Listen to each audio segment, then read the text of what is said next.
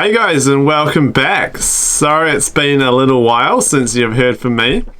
And in today's video, I'm just going to give you a life update, what I've been up to for the last few months since you heard from me last.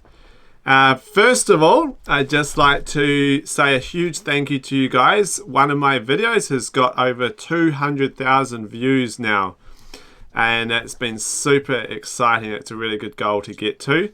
And the channel has now got over 7,000 subscribers as well. So thank you to all you guys for being a part of that. I'd also like to give a huge shout out to Marty Felber for a very generous donation to this channel. And if you would like to become a part of the WildKiwiAdventurer channel as well, there's a link in the text below the video to my Patreon site. And there you can become a part of the support team. And there's some cool benefits in there as well for you guys. So the last time I had a face-to-face chat with you guys, I think was just about when the corona lockdowns were happening. And obviously I am here in Norway, Tromso. And we had a lockdown here for a few, 2.5 months I think it was. And there was no work with tourism or anything. Luckily I worked at a dog kennel, so we still had to feed the dogs, and I was able to get work throughout the corona times. I was very lucky because most people didn't get work and had to go home, so throughout that time I was able to get enough work to live and pay for living costs and whatever, and have a great time because there was heaps and heaps of snow, and we did lots of skiing, we did lots of cool trips and whatever. In the nature. We weren't really allowed to do much in the cities for a few weeks, but we're still allowed to go into the nature for like single day trips, so that was quite good. And then that moved on through into summer, like borders in Europe kind of opened up, and we opened up our Husky Cafe, and I was working as a sea kayak guide as well here with Tromso Vildmark Centre, and we had quite a few customers coming through for a couple of months, especially with the European school holidays and everything. And then at the end of school holidays it just went to basically zero, or just a few locals coming along on weekends. It wasn't a lot of work, but that meant that we could get out and do like heaps of really cool trips and stuff everywhere.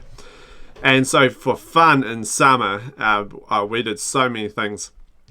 Some highlights: one was a trip down to Lefotin, kayaking, and that was a 1-week trip. I went down with my mate Nat and 2 sea kayaks, and we sea kayaked over to this beautiful fjord, and we camped on this incredible beach, and then we kayaked to like to the very end of the Lefotin Islands, which was really, really cool. And the weather was insane. Like, we didn't see a cloud for just about the whole time we were in Lefotin. There was no wind. It was perfect for sea kayaking. It was incredible. And then when we came back to Tromso, we had a goal set for summer to do the Ashfield traverse. Now this is like a traverse that runs right along the length of Ashfield, and it is about 17 kilometers, usually takes people 2 days, and it's going right along the top of a very jagged ridge line. So for 17 kilometers, you're going from peak to peak to peak, and looking down each side, you might be looking down 700 or 800 meters to the ocean on one side, and then 700 or 800 meters down to the valley floor on the other. And it's absolutely insanely stunning and beautiful, and we had amazing weather while we were up there. But it's also really exciting. There's a lot of risk. Like, every move that you do has to be right. You can make mistakes and kill yourself quite easily up on this ridgeline. So we managed to, actually we didn't quite finish it. We got stuck just a little bit before we went off trail a little bit, you could say. And we tried to go the wrong route, and therefore we didn't actually finish the traverse, and we went back just a couple of weeks ago and we finished it, the bit that we didn't do. And that was quite exciting and a really cool achievement, and definitely the highlight of my summer. Another couple highlights, one was kayaking out to this incredible island way off the coast of Kvaløya Island where we're living here, and there was 2 islands that I had the goal to climb, and I went out with my friend Celia, and we climbed both the islands and we kayaked to them and camped on one of them. over a period of 2 days. And again, it was absolutely insane. It was just one of those incredible moments of the summer. There's been quite a few, to be honest. Another highlight was going up into Finnmark and walking the full length of Soroya Island with a friend Susie, and then going up to see mate Andreas, and we caught some king crab and went and saw some Sami reindeer, and went right up to Nordkapp, the very northern point of Norway, the northern point of Europe. So that was really awesome, and summer was going incredibly well, and then suddenly there was a couple of speed bumps for me, one of which was I cut my hand quite badly, so it was right through here, and it was deep enough that it cut some tendons underneath the skin. So I actually had to have surgery on my hand, and I had to have my hand like in this position for about 6 weeks, and I wasn't able to work, and I wasn't really able to climb or hike or anything, and it was a little bit frustrating. I just had to stop and just not do anything for a while. The Norwegian health system is amazing. I was looked after very well here, but it still took some time, and so I kind of lived a much slower life for 6 weeks, and that's when I started a really, really exciting project. I'm not going to give away what it is to you guys today. It will be in an upcoming video, but I will say that this is one of the biggest projects and challenges that I will have so far in my life. This project that I'm working on, it's really exciting, and I will let you more into what that is in future. For now, I'm still in the beginning stages of it, but I have signed a contract. So watch this space. You're going to love it. Now, the second speed bump came along at the start of September, and a very good friend of mine went missing from a ship in the East China Sea, and there's 40 people missing from this ship.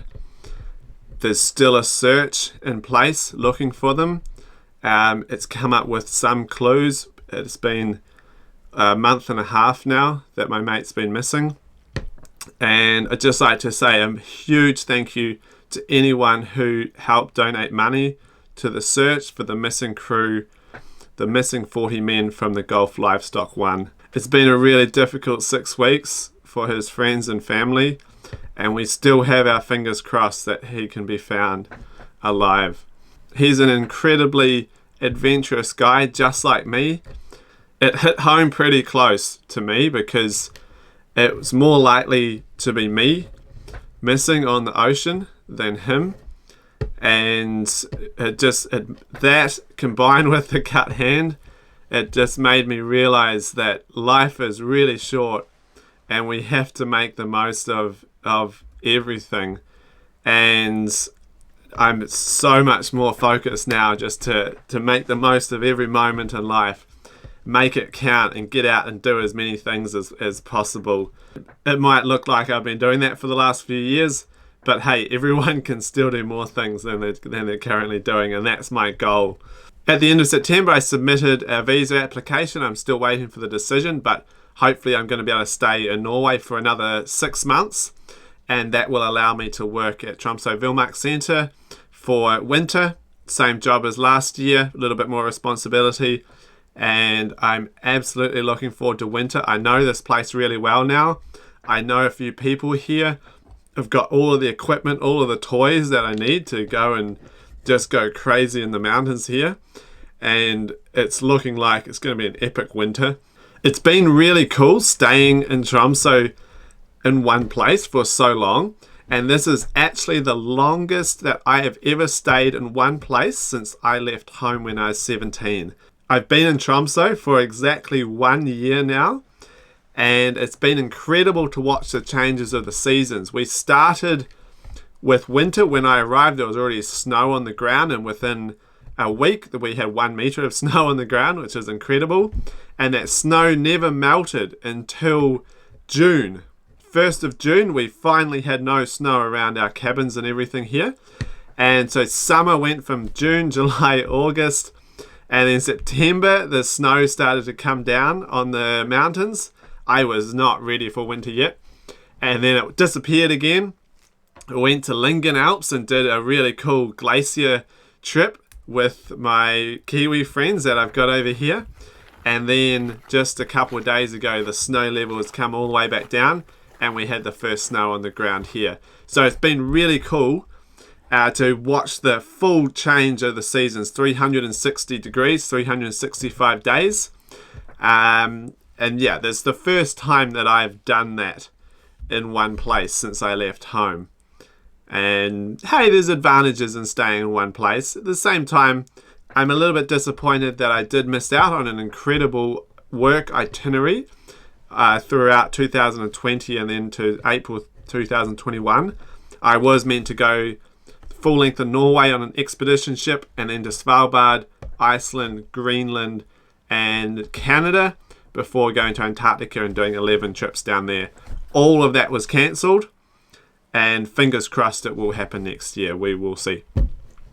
For now, I'm just going to try and stay in Tromso as long as I can.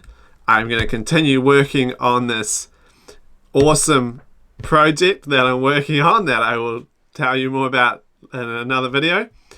And I'm going to be here for winter, skiing, dog sledding. We're just going to see what happens. And hopefully the world starts to kind of go back to normal a little bit more by the time I need to move out of Norway. Fingers crossed that will be well into next year. So that's all for today's video. If you do want to become a part of the channel, click that link below to my Patreon and you can become a part of the WildKiwiAdventurer support team. Now all of your support goes towards cameras and equipment and my editing time for this channel, and I'm hoping to buy in the next couple weeks a GoPro 360 camera or equivalent, and that's gonna give some epic footage through winter, I think, here skiing and dog sledding and everything. Can't wait to have a play with this camera. It's not cheap, so I'm trying to work out the best way to get this camera. I think it's going to be worth it and you guys are going to love it. So that's all for today. And good night, good day, and good morning, wherever you might be in the world.